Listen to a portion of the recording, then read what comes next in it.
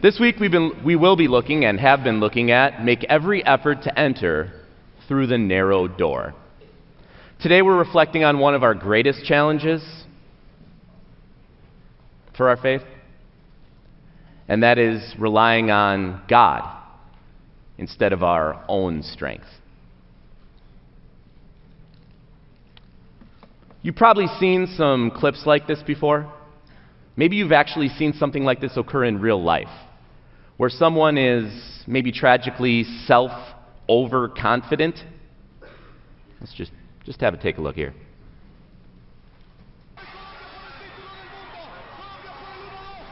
This guy's really celebrating for second place.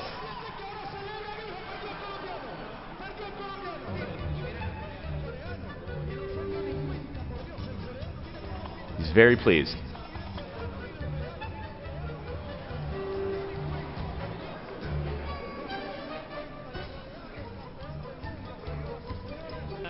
On this next one, watch how he's actually throwing it in the guys' faces. No, he thinks he's won. No, it's 1 lap to go. It's 1 lap of racing to go. No, he hasn't heard it. If you can't hear, there's another lap. He's on the second to last lap. All she wanted was the whole shot, and she could just run with it. Exactly. Oh! Jacob Ellis goes down! Jacob Ellis goes down! A shocker on the home stretch. Tanya Frieden of Switzerland grabs the gold, and Jacob Ellis gets the silver.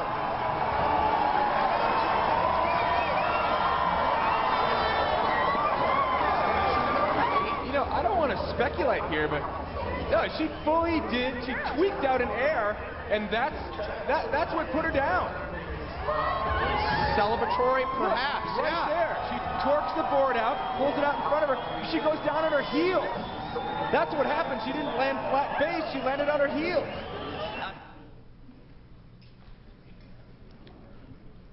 Funny, right? I mean, we wouldn't be that foolish, right? I mean, we wouldn't place that much confidence on ourselves, correct? Now, the Israelites, they did.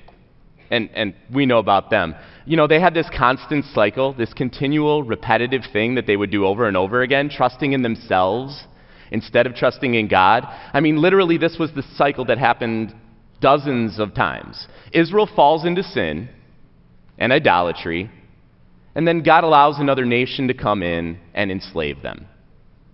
Israel realizes, oh no, we were trusting in other gods. We were trusting in ourselves. God, please help us. And God graciously does.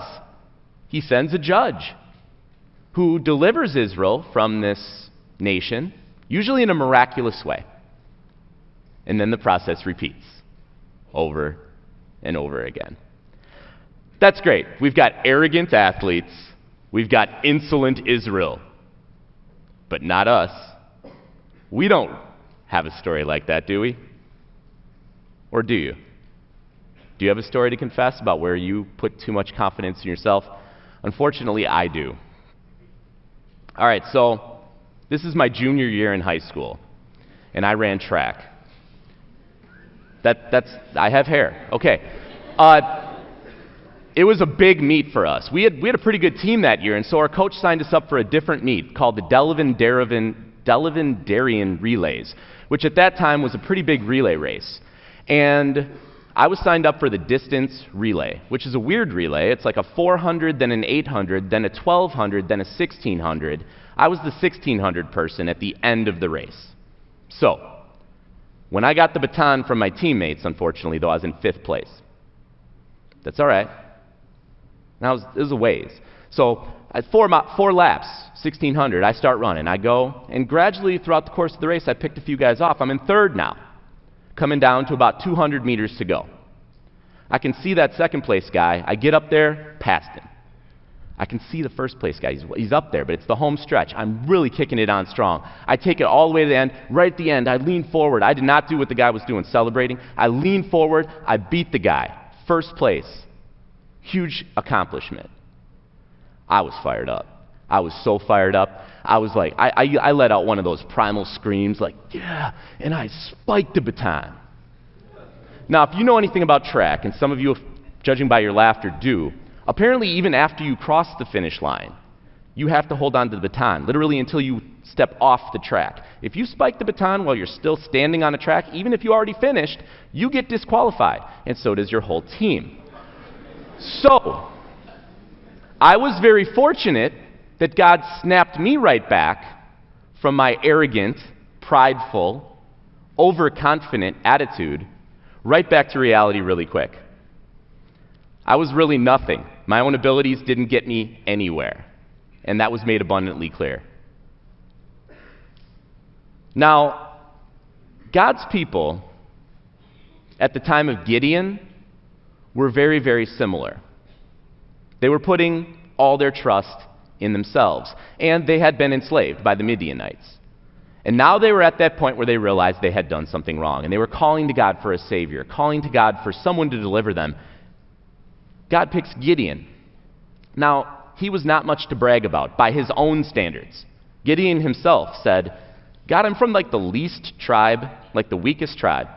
I'm from the smallest clan, and I myself am the weakest guy in my whole family. I'm definitely the wrong person to be a savior. And God's like, no, you're exactly the right person to be a savior. That's the whole point. I want to show it's not the person, I want to show it's God behind it. And that's exactly what God did. We read. Early in the morning, Jerubbaal, that is Gideon, and his men camped at the spring of Harod. The camp of Midian was north of them in the valley near the hill of Moreh. The Lord said to Gideon, you have too many men. I can't deliver Midian into their hands, or Israel will boast against me. My own strength has saved me. Now announce to the army, anyone who trembles with fear may turn back and leave Mount Gilead. So 22,000 men left, while 10,000 remained. But the Lord said to Gideon, there's still too many men. Take them down to the water, and I will thin them out for you there. If I say to this one shall go with you, then he shall go. But if I say this one shall not go with you, he shall not go. I'm not a mathematician, but let me show you some math. There were 135,000 Midianites. Israel had 32,000 troops they were able to, scramble up. That's the odds of 4.2 to 1. Not real good, but God's like, that's too many men. The Israelites might get cocky. They might say, look at this awesome victory that we achieved. 4.2 to 1, and we still won. So God says, tell them anybody who wants to can leave. Bunch of people left. Now we're down to 13.5 to 1 odds. You should not fight that battle, by the way. The odds are too far against you. There's no way you could win that. However, God still says, you know what? The Israelites are pretty arrogant. Kind of like us sometimes. They might still think they did it by themselves. We got to make this even smaller. We continue reading. So Gideon took men down to the water. There the Lord told him, separate those who lap the water with their tongues as a dog laps from those who kneel down to drink. 300 of them drank from cupped hands, lapping like dogs. All the rest got down on their knees to drink. The Lord said to Gideon, with 300 men that lapped, I will save you and give the Midianites into your hands. Let all the others go home. So Gideon sent the rest of the Israelites home, but kept the 300 who took over the provisions and trumpets of the others. Now the camp of Midian lay below him in the valley. That's pretty crazy. 300 people is all that was left. I mean, those odds are impossible, right? Only the people who drank the water from cupped hands got to stay. That's 300 people, Let me put this into perspective for you. 135,000 to 300 is 450 to 1 odds. In case you can't picture that, that's one person, that's one of you, gets up here and takes on the entire front of chapel except for the step parts up there. I don't think that could happen. I mean, right? That's impossible. I mean, maybe. Got to understand who the Israelites are. They're very proud. Maybe like one of these guys is up here, and he has to take on 450 of you, the whole front part of chapel. Maybe, just maybe, on like the right day, under the right circumstances, in the right hallway, you might be able to say to yourself, "Oh, maybe Cam, maybe Sam, maybe Isaiah could do it. Maybe. Maybe. But you got to understand, that's not what God did.